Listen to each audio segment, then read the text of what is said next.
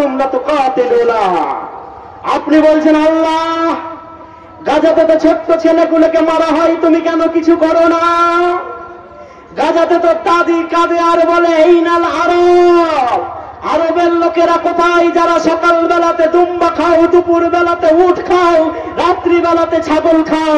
দেখো আমরা গাজাতে আমাদের হাত নেই, আমাদের পা নেই, আমাদের 6 বছরের আব্দুল্লাহকে গুলি করে মারা হয়েছে। দেখো আমরা মাংসগুলোকে নিয়ে যখন হসপিটালে গিয়েছি ভেবেছি একটু ওষুধ পাবো, একটু খাবার পাবো, সেই সময়তে ওপর থেকে আবার কেউ বোমা ফেলেছে। আরবের লোকেরা কোথায়? তখন হয়তো আপনি বলেছেন, আমি বলেছি আল্লাহ তুমি কি দেখতে পাও না?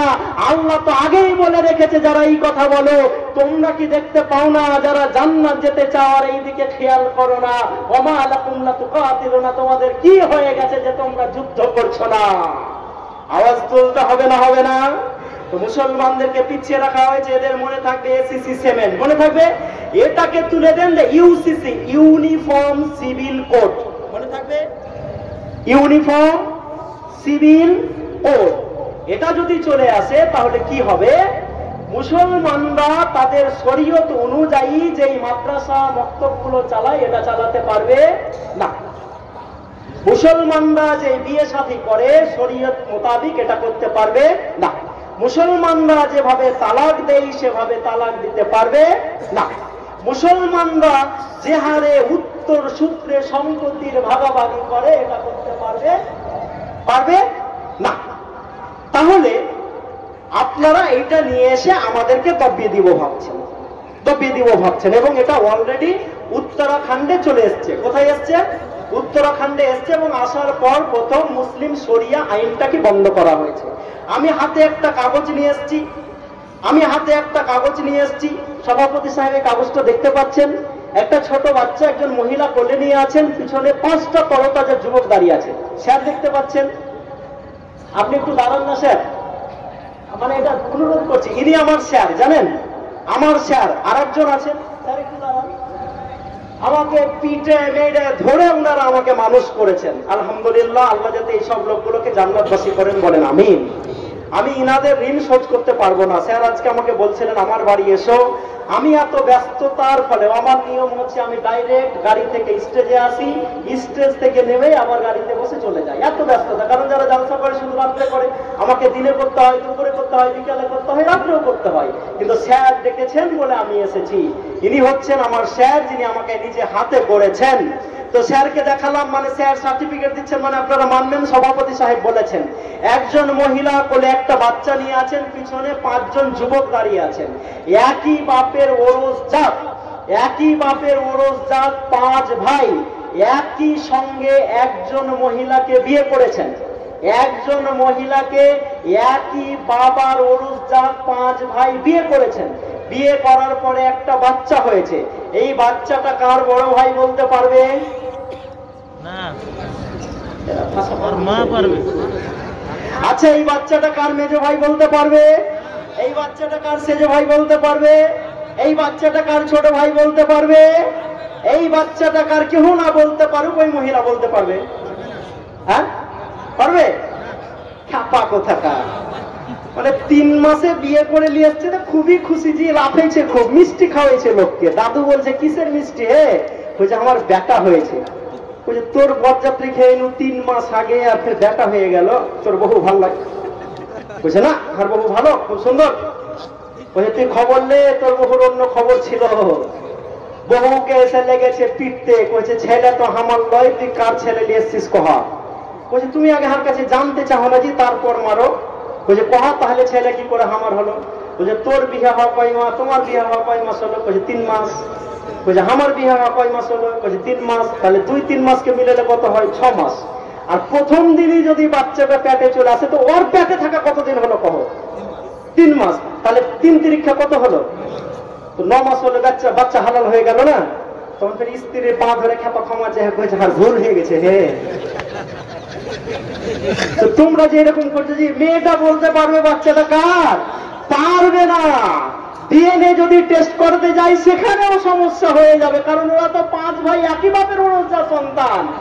তো আমি বলতে চাইছি, এই জালসা থেকে একজন দাঁড়িয়ে বলুন তো, একজন দাঁড়িয়ে বলুন তো, আমার 17 লাখ টাকার গাড়ি আপনাকে আমি ছেড়ে দিয়ে চলে যাব, যে ভবানীপুর বা অজিতনগরে একজন মহিলা একই সঙ্গে 3টা বেটা ছেলেকে বিয়ে করে রেখেছে স্বামী আছে?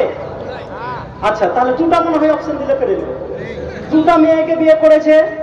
আরে আমি হাবিবুল্লাহ বলে যাচ্ছি, যারা ইউসিসির নাম করে মুসলমানদের মাথাকে হেড করতে চাও, শুধু পাকুড় নয়, ঝাড়খণ্ড নয়, ইন্ডিয়া নয়, গোটা বিশ্ব থেকে যদি একটা নজির খুঁজে বের করতে পারো মুসলমানদের, যে কোনো একজন মুসলিম মহিলা একই সঙ্গে নিজের 4 ভাইকে বিয়ে করেছে, আমি হাবিবুল্লাহ 17 লাখ টাকার গাড়ি আপনাকে দিয়ে চলে যাব। পারবেন? পারবেন না, কারণ আমরা যে ভিশনারি কম, আমরা কি করে বিয়ে করব সেটাও আমাদেরকে শিক্ষা দেওয়া হয়েছে। যারা বলো বাইক বাথরুমে গেলে পায়খানা হয় না, না টানলে তো নামে না, আবার অনেকে এই ঘুষে না, কি বলো এটাকে, গুল গুল। আর এখন তো আবার এগুলো সব ব্যাকডেটেড হয়ে গেছে, এখন তো ছিঁড়েই ফট করে মুখে ভর নিচ্ছে, কি নাম ওটা, জি হ্যাঁ, ওটাও ভালো, ওটা উত্তর দিতে পারবে না, কুটকা করে বলবেন নাকি। তো যারা এরকম বলো পায়খানাতে, আমার সভাপতিকে জিজ্ঞেস করবেন, বিশ্বনবী মুহাম্মদ রাসূলুল্লাহ সাল্লাল্লাহু আলাইহি ওয়াসাল্লাম বলছেন যে পায়খানাতে যখন বসবে তো বাম পায়ের উপরে ভার দিয়ে বসবে। হ্যাঁ, বাম পায়ের উপর যে কাল থেকে ভার দিয়ে বসেন, দেখবেন ঠিক পরিষ্কার হয়ে যাবে। তো আমাদের কাছে পায়খানাতে বসলে কোন দিকে মুখ করে কোন পায়ে ভর দিয়ে বসতে হয় তার তথ্য আছে। আর কি করে একজন মহিলা 4 জন বেটাকে বিয়ে করতে পারবে তার তথ্য নাই, নাই, আছে আমাদের কাছে। তা আমি যেই কাগজটা নিয়ে এসেছি, তিনি হচ্ছেন একজন মহিলা, যেই মহিলা একই সঙ্গে একই বাপের অরুষজাত 5 ভাইকে বিয়ে করেছে।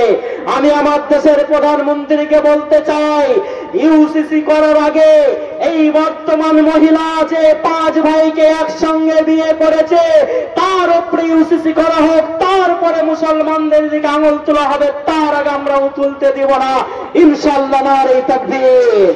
এবং আমি হাবিবুল্লাহ সকালে দিল্লি গেলে বিকালে ব্যাঙ্গালোর যাই, বিকালে ব্যাঙ্গালোর গেলে তামিলনাড়ু হয়ে কলকাতা ফিরি।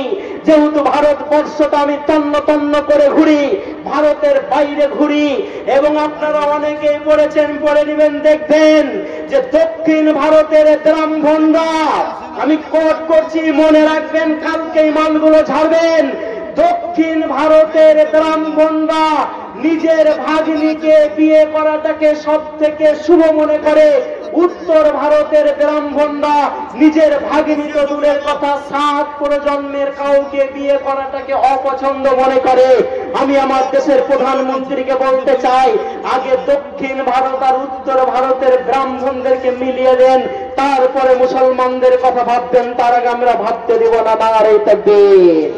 তাই বন্ধু, আপনাদেরকে আমি জাগাতে এসেছি, এবং আমি যখন এটা নিয়ে আসি তখন একটা রিপোর্ট করা হচ্ছে, this has led to the confuse about the real biological father of her 18-month-old son.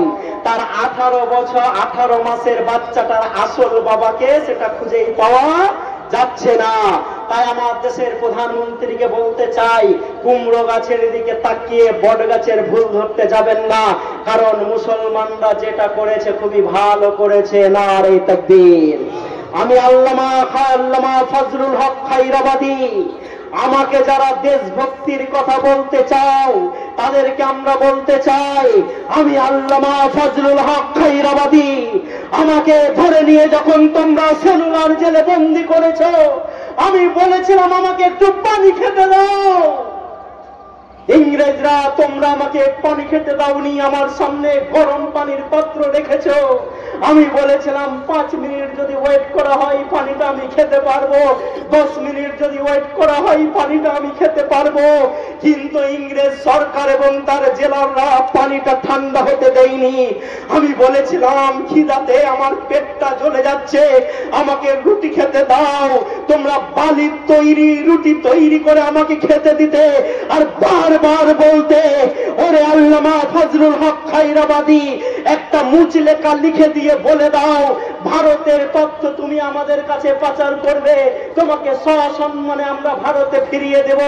আমি আল্লামা ফজলুল হক খায়রাবাদী সেদিন বাঘের মতো গর্জন করে বলেছিলাম, আমাকে পানি খেতে দেবে না তো না দাও, আমাকে রুটি খেতে দেবে না তো না দাও, আমাকে কাকড়া বিচ্ছার সঙ্গে ঘরের ভিতরে ভরে রেখে রেখে আমার পুরো শরীরটাকে পচিয়ে দিয়েছে তো পচিয়ে দাও, আমি মরতে রাজি আছি, কিন্তু যেই দেশকে আমি ভালোবাসি সেই দেশের সঙ্গে আমি বিশ্বাসঘাতকতা করতে পারি না। নারে তাকবীর! এত পরিশ্রম করে আমরা এদেশের মাটিকে স্বাধীন করেছি, নতুন করে এদেশের রক্ত আমরা বন্যা বইতে দিব না, ইনশাআল্লাহ দেব দেব। আর আপনারা তো মুচলেকা দিয়ে জেল থেকে মুক্ত হয়ে এসেছেন।